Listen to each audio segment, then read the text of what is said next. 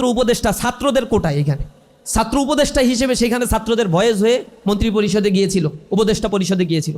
তাদের দায়িত্বটা ছিল, বেসিক দায়িত্ব ছিল, যারা জুলাই গণহত্যা সংগঠিত করেছে তাদের বিচারটা নিশ্চিত করা, আহত পঙ্গুত্ব বরণকারী তাদের সেবা বা চিকিৎসার ব্যবস্থাগুলো করা।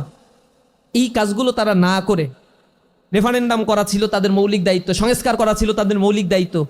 তারা সেখানে গিয়ে রুটিন একটা ওয়ার্ক করার মধ্য দিয়ে এবং নিজেদের রাজনৈতিক বন্দোবস্ত চূড়ান্ত করার জন্য, রাজনীতি করার মানসিকতা, উচ্চাভিলাষিতা, তাদের দায়িত্ব থেকে তাদেরকে যোজন যোজন মাইল দূরে সরিয়ে রেখেছে। তারা ভুলে গেছে যে কোন রক্তের উপরে দাঁড়িয়ে, কোন যোগ্যতায় তারা ওইখানে গিয়েছে। তারা সেখানে গিয়েছে কোন যোগ্যতায়, নির্বাচন করছে না কি করছে। তাদের মতো এরকম জুলুম নির্যাতনের শিকার তো আরো অনেকেই হয়েছে, হাত হারিয়েছে, তার চাইতে কঠিন জুলুম নির্যাতনের শিকার হয়েছে। জুলাই আন্দোলনে তারও অনেকেই নেতৃত্ব দিয়েছে, তারা তো আর উপদেষ্টা হইতে পারে নাই। সুতরাং তারা উপদেষ্টা হয়ে আলিশান জীবনযাপনের জন্য যায় নাই, তাদের একটা ডিউটি ছিল নির্ধারিত একটা সময়ের। আমি মনে করি উপদেষ্টারা, ছাত্র উপদেষ্টারা বিশেষ করে সেই দায়িত্ব পালনে শতভাগ ব্যর্থতার পরিচয় দিয়েছে তারা।